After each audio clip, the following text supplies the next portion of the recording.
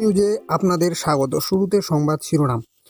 কয়েক সপ্তাহের সহিংসতার পর থাইল্যান্ড ও কম্বোডিয়ার তাৎক্ষণিক যুদ্ধবিরতির ঘোষণা। সোমালিল্যান্ডকে একটি সার্বভৌম রাষ্ট্র হিসেবে স্বীকৃতি দিলেন ইসরায়েল। সোমালিল্যান্ডকে ইসরায়েলের স্বীকৃতির নিন্দা সোমালিয়া, মিশর এবং তুরস্কের। জেলেনস্কির সঙ্গে আলোচনার আগে ট্রাম্প বলেছেন, যুক্তরাষ্ট্রের অনুমোদন ছাড়া ইউক্রেন শান্তি নিয়ে কোনো চুক্তি হবে না। আধিপত্যের বিরুদ্ধে ইরানের অবস্থানই পশ্চিমা দেশগুলোর শত্রুতার কারণ বললেন লিডার খামেনি। এবার বিস্তারিত। সীমান্তে কয়েকদিনের সংঘর্ষের পর থাইল্যান্ড ও কম্বোডিয়া অবিলম্বে যুদ্ধবিরতিতে সম্মত হয়েছে।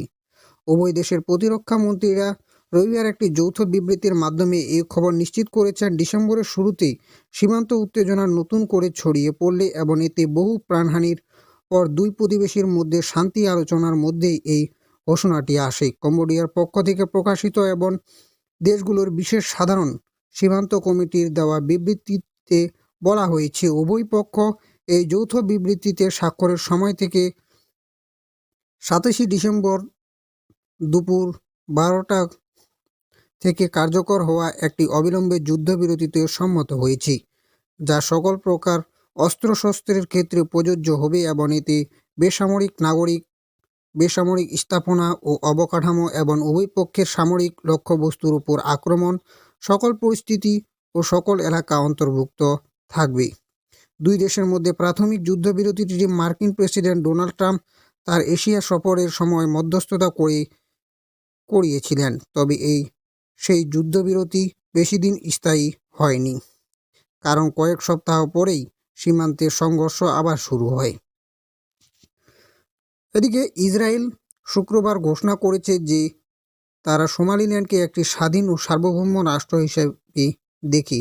এর প্রতিক্রিয়ায় সোমালিয়া এই সিদ্ধান্তকে তার সার্বভৌমত্বের উপর একটি সুচিন্তিত আক্রমণ বলে অভিহিত করেছে, যা আঞ্চলিক শান্তিকে ক্ষুণ্ণ করবে।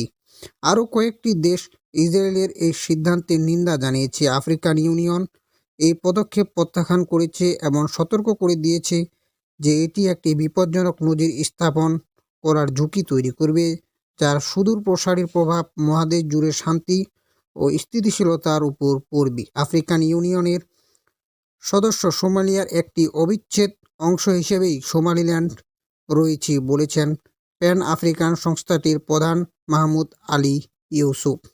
ইসরায়েলি প্রধানমন্ত্রী বেঞ্জামিন নেতানিয়াহুর কার্যালয় বলেছে যে এই সিদ্ধান্তটি আব্রাহাম চুক্তির চেতনার সাথে সঙ্গতিপূর্ণ। এই চুক্তিগুলো মার্কিন প্রেসিডেন্ট ডোনাল্ড ট্রাম্প তার প্রথম মেয়াদে মধ্যস্থতা করিয়েছিলেন, যার মাধ্যমে ইসরায়েল এবং কয়েকটি আরব দেশের মধ্যে সম্পর্ক স্বাভাবিক হয়েছিল। শুক্রবার প্রকাশিত নিউ ইয়র্ক পোস্টে দেওয়া এক সাক্ষাৎকারে প্রেসিডেন্ট ডোনাল্ড ট্রাম্প বলেছেন তিনি সোমালিল্যান্ডকে যুক্তরাষ্ট্রের স্বীকৃতি দেওয়ার বিরোধী। এর আগে ইসরায়েলের প্রধানমন্ত্রী এবং ট্রাম্পের ঘনিষ্ঠ মিত্র বেঞ্জামিন নেতানিয়াহু বলেছিলেন যে ইসরায়েল প্রথম দেশ হবে যারা সোমালিল্যান্ডকে স্বীকৃতি দেবে। সোমালিল্যান্ডকে যুক্তরাষ্ট্রের স্বীকৃতি বিষয়ে জিজ্ঞাসা করা হলে প্রেসিডেন্ট ডোনাল্ড ট্রাম্প বললেন না এবং আরও যোগ করেন, কেউ কি সত্যি জানে সোমালিল্যান্ড কি?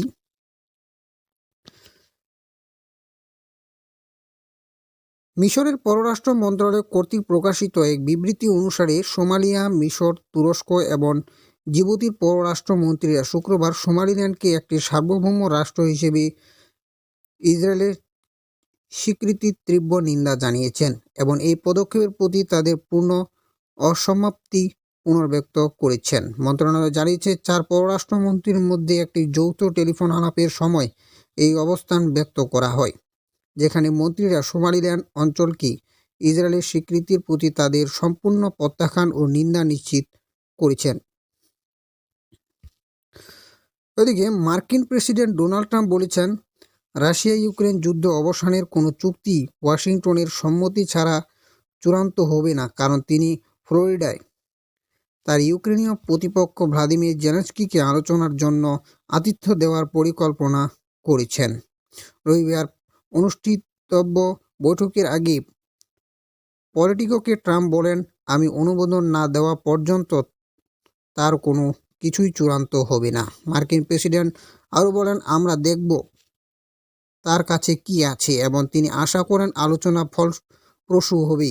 আমার মনে হয় তার সাথে আলোচনা ভালোই হবে। ট্রাম্প মস্কোর সাথে সমান্তরাল কূটনীতি নিয়েও আশাবাদ ব্যক্ত করেছেন। তিনি বলেন, তিনি বিশ্বাস করেন যে রাশিয়ার প্রেসিডেন্ট ভ্লাদিমির পুতিনের সাথেও আলোচনা ভালো হবে এবং তিনি শীঘ্রই রুশ নেতার সাথে কথা বলার আশা করছেন।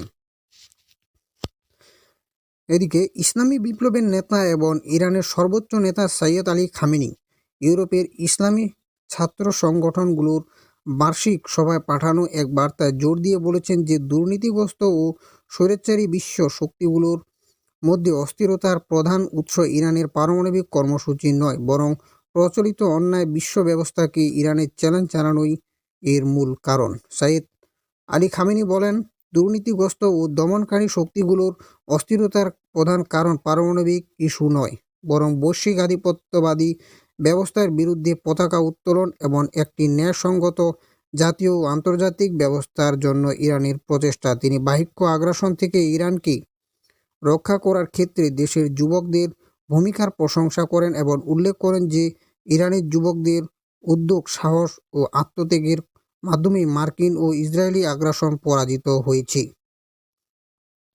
তিনি আরও বলেন, এটি প্রমাণিত হয়েছে যে ইরানি জাতি নিজেদের সক্ষমতার উপর নির্ভর করে এবং বিশ্বাস ও সৎকর্মের দ্বারা পরিচালিত হয়ে দমনকারী শক্তিগুলোর বিরুদ্ধে দৃঢ়ভাবে দাঁড়াতে পারে এবং বিশ্বের ইসলামী মূল্যবোধের আহ্বানকে আরও জোরালো করতে পারে।